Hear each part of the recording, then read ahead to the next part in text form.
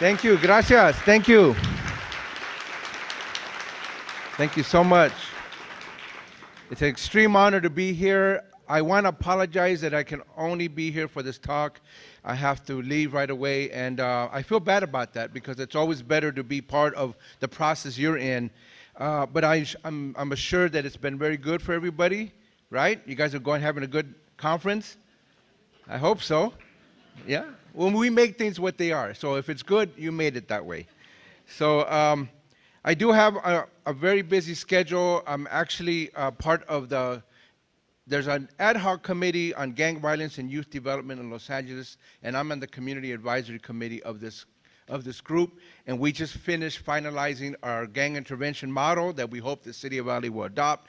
Also, a whole gang intervention street peace plan.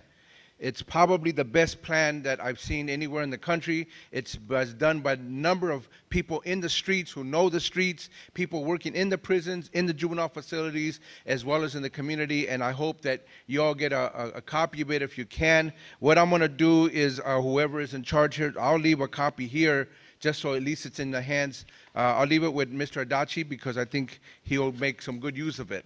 Anyway, it's very small pages, but it's a kind of important step to reimagine the work that we do in our communities, and I want it to be spread out as wide as possible. Next week, I'll be in Chicago, and I'm also going to for a big conference called Stronger Branches, Stronger Roots. Then I'm going to Philadelphia to do Arts and the Criminal Justice System Conference. So I'm like a evangelist. I'm going around spreading the words about imagination, how reentry can work, how we can have urban peace, how we can change our communities. Next month, I will be in El Salvador, Guatemala, and Honduras to take this message, because obviously a lot of what's going on down there has direct relationship to Los Angeles and California and what happens here. Because as you know, we've exported tens of thousands of kids from coming out of the prisons, coming out of the juvenile facilities, in the gangs, to countries that never had this before. And now they're having a tremendous amount of problems with kids shooting each other, initiating gangs, robberies, a lot of things that never used to be crack in those countries, despite horrendous wars they went through. Now there's crack, now there's a lot of things. And we have to take responsibility, by the way. We can't just say it's on them. We have to take policy responsibility for this. So I'm active on all levels, including internationally, because now this is a global issue. And we're at the heart of it here in California. As you probably know, California is known as the place where most gangs and most trouble comes from.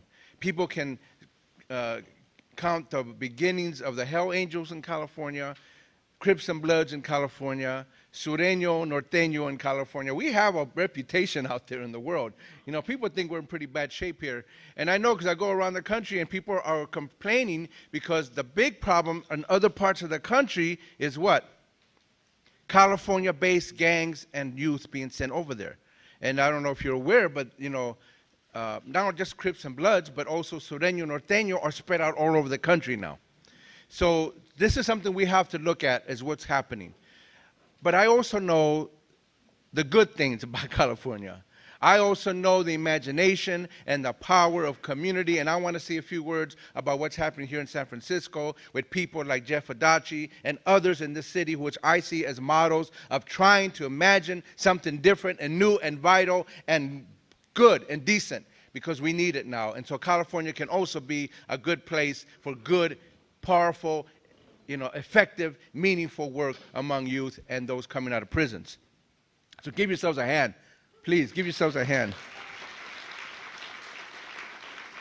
I have a little bit of time here with you, so I want to share with you a few things. Apparently, we're not going to be able to have questions and answers, but I want to be able to at least bring some ideas. I want to move our ideas.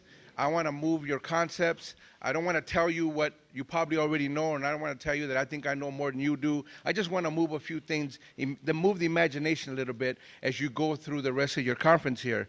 But I want to read some poems. The reason why is because people think, well, what does poetry have to do with reentry and juvenile justice and criminal justice. And as you know, it has a lot to do with it.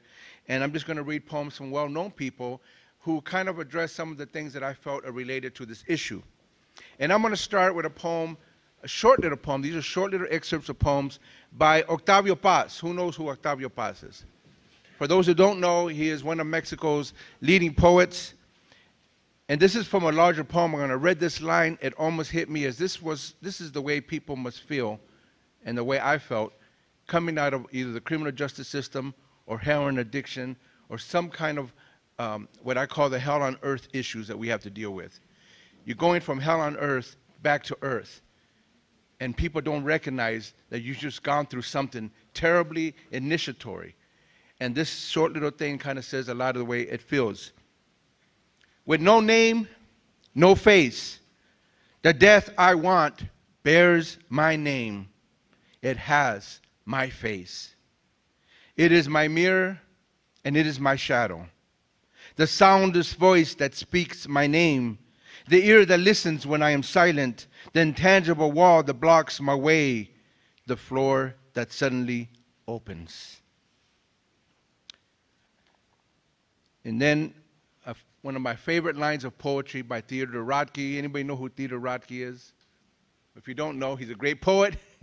I mean, these are great poets, but I know poetry is one of these things that a lot of people aren't very hip on. It's not your fault, you know.